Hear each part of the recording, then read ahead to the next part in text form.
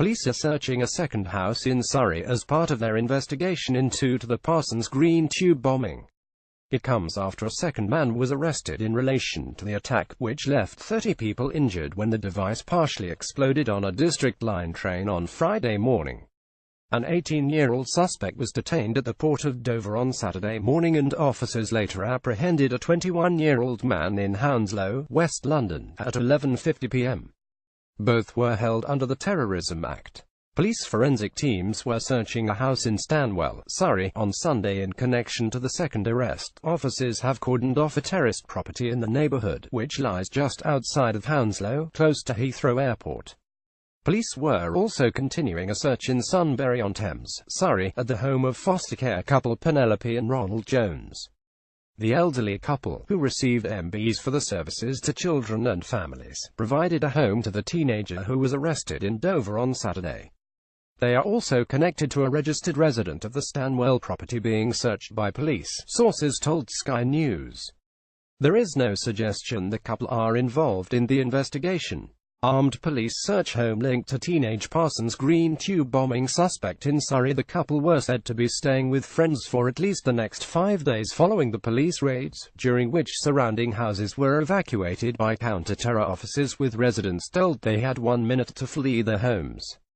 Homes neighbouring the searched property in Stanwell were not evacuated following the second raid in the early hours of Sunday morning. Tony Kylenberg, who lives in the road, told Sky News, "We heard some loud shouting coming from outside. We didn't bother to look, we just thought it was someone coming back from the local pub. I opened the door this morning, looked out the window and saw a police van. First of all, I just thought it was a couple of police officers who had gone round to arrest someone, but then I see 7 or 8 police officers all pile out of a police van. Then there was all the undercover plan police covers turning up. Every 10 minutes another car was turning up."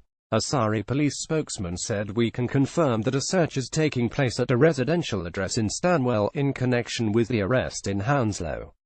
We are supporting the Metropolitan Police with ongoing inquiries.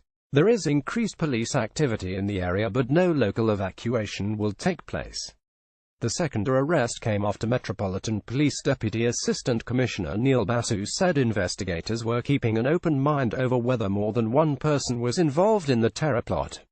"If there are other people responsible, it's our job to find them, and that is part of the reason that we are remaining at critical threat," he said before the UK's terror threat level was reduced to severe on Sunday.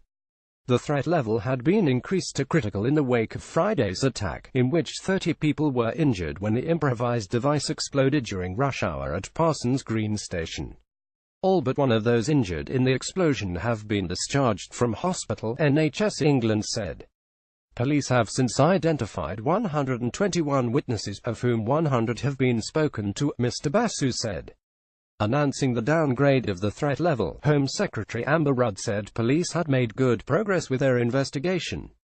Soldiers who had been drafted in to guard public sites in order to free up police resources will return to their original positions over the next few days, Ms. Rudd said. Reuse content.